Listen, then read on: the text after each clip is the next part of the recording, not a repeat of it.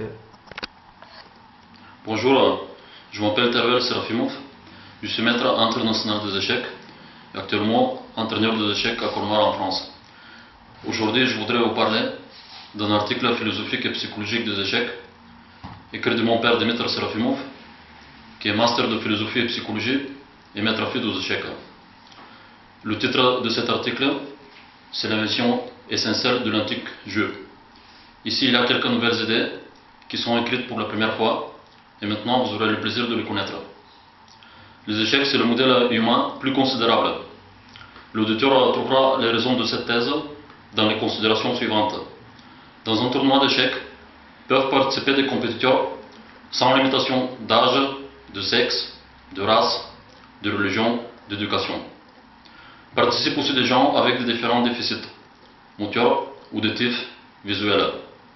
La barrière de la langue, comme un phénomène social, est ici sans importance. Chaque participant doit se conformer à des règles uniformes universelles et dispose d'une quantité de figures et de temps semblable à son rival. Le coefficient Elo reflétant le niveau de performance se calcule par une formule universelle pour tous les continents. De la même façon a été résolue la question avec le titre d'échec. En réalité, la qualification attente dans un pays est valable partout dans le monde. Les participants dans les compétitions sont mis dans une position unique de conditions égales, ce qui leur permet de réaliser leur potentiel. Une telle possibilité de cette position unique n'existe malheureusement pas dans les nombreuses autres activités des gens. Les gens ci-dessus peuvent se réunir dans un match de football ou de concert, mais là, ils ne sont en quelque sorte que des spectateurs, ils sont dans une position passive et non créative. Ce modèle dont le noyau, c'est de mettre les gens en conditions égales, est une condition unique, une possibilité pour l'homme d'être bien avec soi et avec les autres. Bien entendu, cette option doit être soutenue par une information psychologique appropriée et de culture. Nous pouvons définir les missions essentielles des échecs par leur capacité à renforcer notre stabilité psychologique et santé mentale, ainsi qu'à développer nos compétences pour le bien en théorie et en pratique. Dans la tradition culturelle, existe la conviction que les échecs sont un jeu, une synthèse de sciences, d'art et de sport. En fait, il s'agit d'une activité spécifique qui s'exprime en unité contradictoire de matière, d'espace, de temps et une vitalité des figures incommensurable.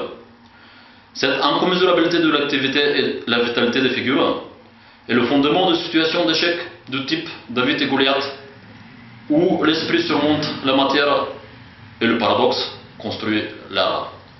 Cette activité a un spectre mesurable de phénomènes tels que les scores, les coefficients, les titres, etc.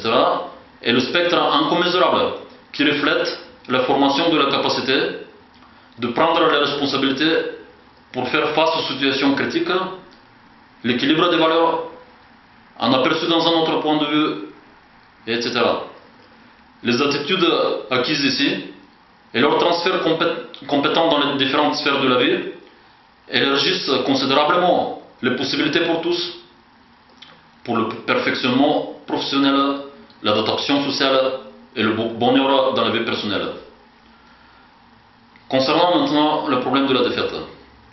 En fait, elle n'est ressentie comme telle que dans la mesure du spectre mesuré du jeu d'échecs. En réalité, tous gagnent. La partie d'échecs, avec son résultat, est avant tout un espace où l'homme s'apprend à la tolérance et construit des valeurs spirituelles universelles. L'avenir de cette activité n'est pas seulement dans l'acquisition de coefficients et de titres, ni dans leur évaluation monétaire respective. La perspective pour l'humanité, c'est de prendre conscience de la mission essentielle de ce modèle.